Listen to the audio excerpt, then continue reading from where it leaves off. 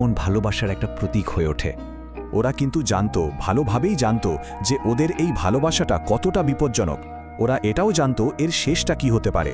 তবু বাড়ির সবার চোখরাঙানিকে পাত্তা না দিয়ে ওরা লুকিয়ে দেখা করতে থাকে। আর এই ঝুঁকিটাই ওদের সম্পর্কটাকে আরও বেশি রোমাঞ্চকর করে তোলে। কিন্তু জানেন তো, গোপন প্রেম কি আর বেশি দিন গোপন থাকে? যেই মুহূর্তে ওদের ভালোবাসার কথা জানাজানি হয়ে গেল, দশকের পর দশক ধরে চাপা থাকা পারিবারিক রাগটা যেন আগ্নেয়গিরির মতো ফেটে পড়ল। যেই না তাদের সম্পর্কের কথা সবাই জেনে গেল, সাথে সাথেই পুরনো সেই বংশমর্যাদা, সম্মান, এই সব কিছু আবার বড় হয়ে উঠল। আর দুই পরিবারের বহু বছরের জমানো রাগের আগুনে পুড়তে শুরু করলো আবিদ আর লতার ভালোবাসা।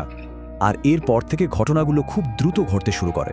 একদিকে আবিদকে হুকুম দেওয়া হয় এক্ষুনি দেশ ছেড়ে অস্ট্রেলিয়ায় ফিরে যেতে, আর অন্যদিকে লতাকে করা হয় গৃহবন্দী। ওর ফোন কেড়ে নিয়ে বাইরে দুনিয়ার সাথে সব যোগাযোগ বন্ধ করে দেওয়া হয়। এই দমবন্ধ করা পরিস্থিতিতে ওরা একটা চরম সিদ্ধান্ত নেয়, পালিয়ে যাওয়ার। ঠিক যেমনটা ঘটেছিল এক প্রজন্ম আগে। এবার আমরা চলে আসি গল্পের সবচেয়ে গুরুত্বপূর্ণ মোমেন্টে, রেল স্টেশনে। এখানেই ওদের ভালোবাসা আর পারিবারিক দায়িত্ববোধের আসল পরীক্ষাটা হয়।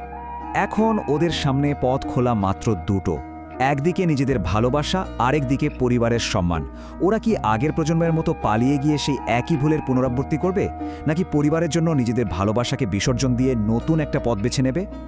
আর ঠিক এখানেই গল্পটা এমন একটা মোড় নেয় যা কেউ ভাবেনি। ওরা বুঝতে পারে পালিয়ে গিয়ে হয়তো ওরা এক হবে, কিন্তু তাতে ওদের আপনজন কষ্ট পাবে। তাই ওরা একটা খুব কঠিন কিন্তু খুব মহৎ সিদ্ধান্ত নেয়। ওরা ঠিক করে ওরা পালাবে না, বরং ভালোবাসার শক্তি দিয়ে পরিবারের সবার মন জয় করবে।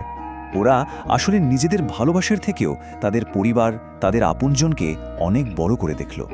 এই নিঃস্বার্থ সিদ্ধান্তটা নিয়ে ওরা দুজন দুদিকে নিজেদের বাড়ির পথে ফিরে যায়, সব ধরনের পরিণতির জন্য নিজেদেরকে তৈরি করে।